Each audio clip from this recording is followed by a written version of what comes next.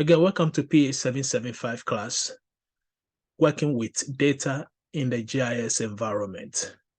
Our main objective is to discuss spatial data collection techniques, spatial data formats and field types, data quality, metadata and its importance, also importing and exporting different formats. Spatial data collection techniques, we have the primary, which is the direct measurement, and also a secondary, which is the indirect data capture. So with the direct measurement, primary, in terms of vector, we can use GPS measurements and also the survey measurements. Now, in terms of raster, we get the digital remote sensor images and also digital array photographs. Now, with the secondary, which is the indirect data capture, with raster, we have the scan maps, or we can also have digital elevation model from maps. Example would be a contour.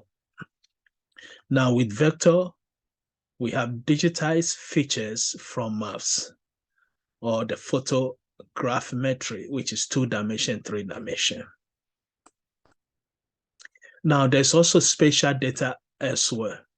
Example is the internet and other external data sources. Example, we have the base map data, also natural resources, digital elevation data, and also the census-related data. Now, data from external sources.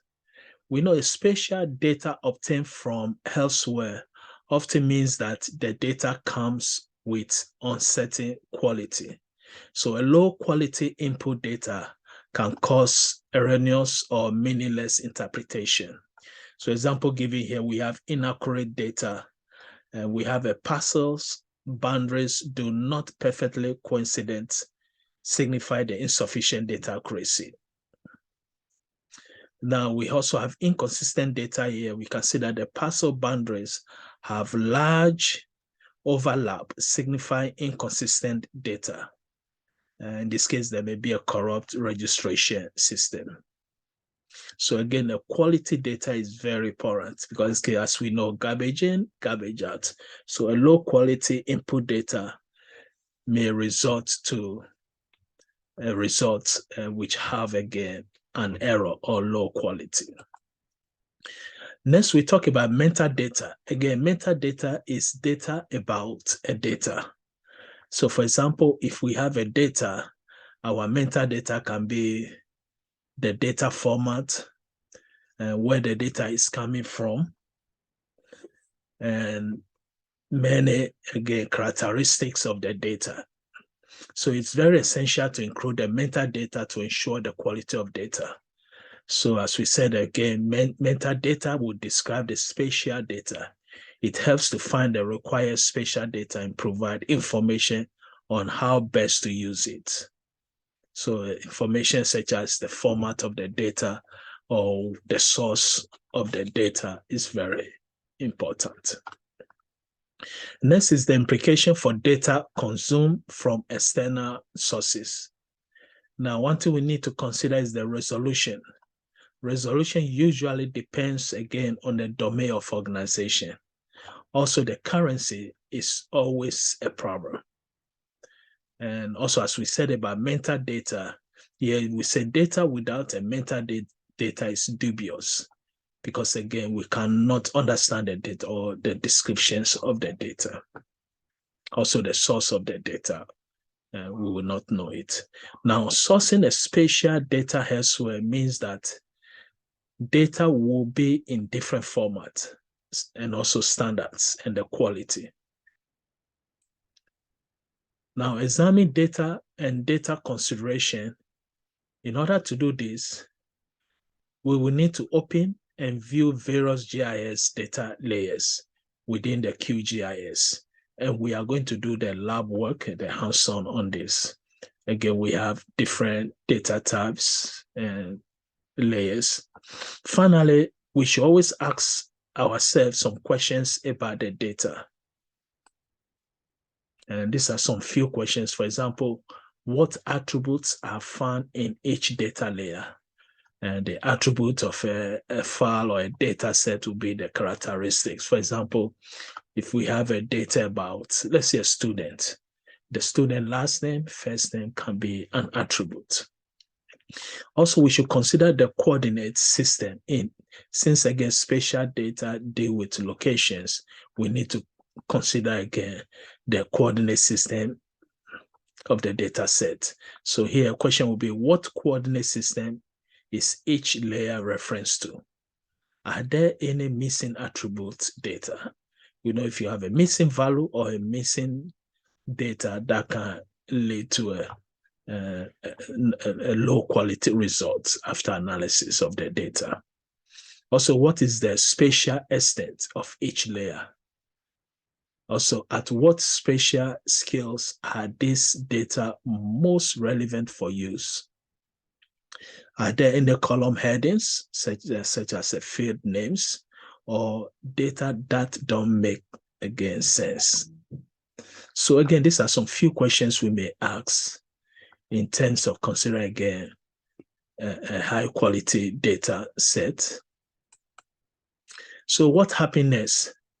Always when we get a data, we need to use some techniques. Techniques, again, to choose may depend on the resources that is available and also the type of data that we are collecting, the environment. But after we get our data, we need to organize our data. Then possible, we create a flow chart of our analytical steps. For example, data preparation, what model are we going to choose, or what type of data analysis techniques we are going to use to analyze the data. Then most important also, we should always visualize the results. QGIS gives us the option to be able to visualize our results. So understanding field types also, as we said earlier, the field types is the characteristics of the data. So here, when we create a new empty feature, classes or layers or table, is very crucial to be aware that the field type of an attribute would determine what data can be stored there. So for example, if I create a table or a classes or layers, let's say student, I know I'm going to store maybe student height, weight, last name, first name, address, grade, etc. We need to consider.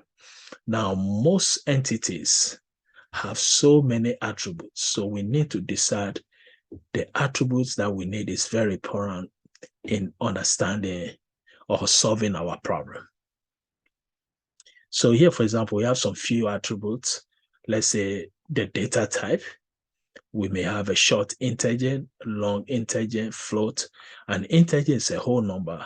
A float will be a decimal number. Double also is a decimal number, but float have around 7 decimal places, which we call the precisions, whereas double have somewhere around 14 decimal places. We may also have a text. That means a text can be a digit, can be character, etc.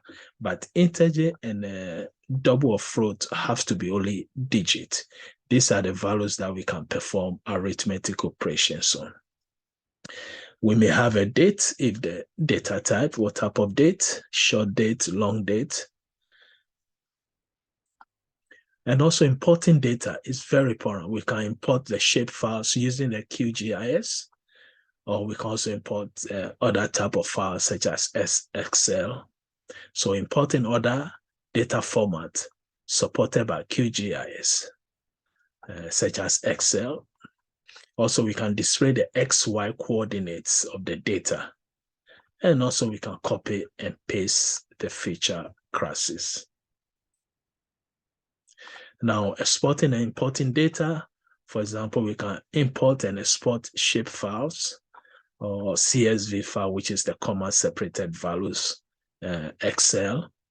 We can also do GeoPackage, also KML, which is the keyhole markup language, or GeoJSON, and again, exporting other format also. So questions to consider in these lectures is, What are the common formats used in the GIS environment? Can you think about formats you are using in your daily routine, or can they be imported or exported to a GIS environment? So again, we may discuss this question in class when we meet next week. Thank you. Bye.